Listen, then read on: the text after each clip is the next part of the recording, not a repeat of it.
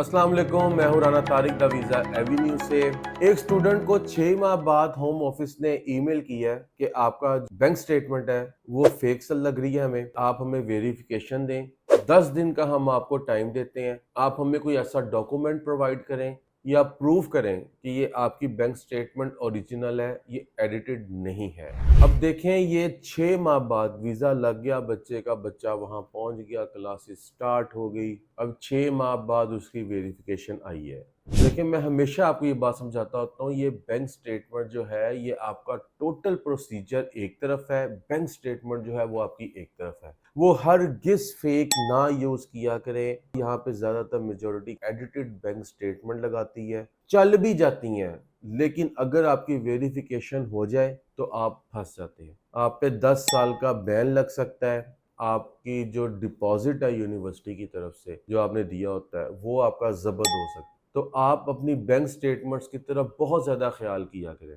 अब इसमें क्या चीज़ चाहिए होती है? देखिए, बैंक स्टेटमेंट का सीधा सीधा फार्मूला है, आपको जितनी आपकी टोटल फीस यूनिवर्सिटी की तरफ से है उसमें से माइनस आपने जितनी इनिशियल दे दी है प्लस 9,207 पाउंड आउटसाइड लंदन आपके ये एक्सपेंस है। अगर आप इनसाइड लंदन है तो total fees minus initial deposit plus 12,007 pound, ये इनसाइड लंदन की लिविंग कॉस्ट। इसको आप देखें, और इसको देखने के लिए एक्सी के नाम से एक ऐप है, उससे भी आप चेक कर सकते हैं। इससे आपको आइडिया होता है कि पाउंड का रेट क्या है। जितना आपके पास पाउंड का रेट आए उससे तकरीबन 3 से 4 लाख रुपया आप फ्लक्चुएशन जो होती है पाउंड की उसको आप एक्स्ट्रा रखा करें। अगर आपकी बैंक स्टेटमेंट 10 रुपए भी जो आपकी रिक्वायरमेंट है उससे कम होगी तो आपकी बैंक स्टेटमेंट नहीं चलेगी, आपको वो दोबारा पे करनी पड़ेगी। अब यहाँ पे सवाल ये पैदा होता है कि वो बच्चे जिनकी गलती से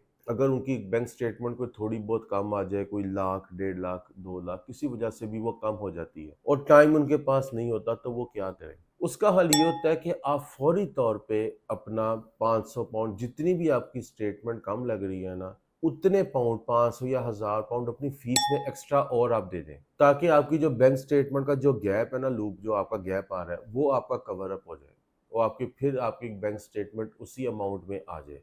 इस तरीके से आपकी बैंक स्टेटमेंट जो होगी वो चल सकती है।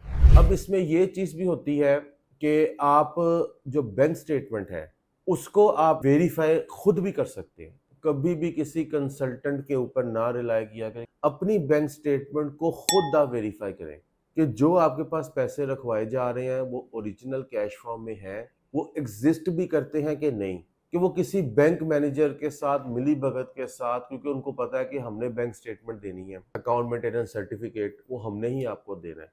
तो आप खुद भी समझदार हैं, आप किसी पे अंधा एतमाद ना करें। मेक श्योर करें कि वो पैसे एग्जिस्ट करते हैं कि नहीं करते। कई लोग ऐसे होते हैं जो सस्ती बैंक स्टेटमेंट की तरफ जाते हैं। अब उसमें जारी बात है, फिर इन्वेस्टर भी पैसे झाड़ने के लिए वो चीज़ें ये करते थे, एडिटेड लगा के आपको दे देते हैं।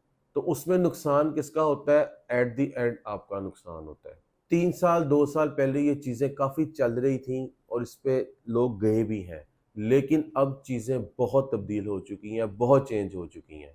तो अब फेक बैंक स्टेटमेंट को चलाना तकरीबन नामुमकिन वाला हिसाब है। तो आप प्लीज़ अपनी बैंक स्टेटमेंट्स को फेक ना लगाएं, ओरिजिनल बैंक स्टेटमेंट अपनी आप लगाएं। होप सो ये वीडियो आपको अच्छी लगी होगी।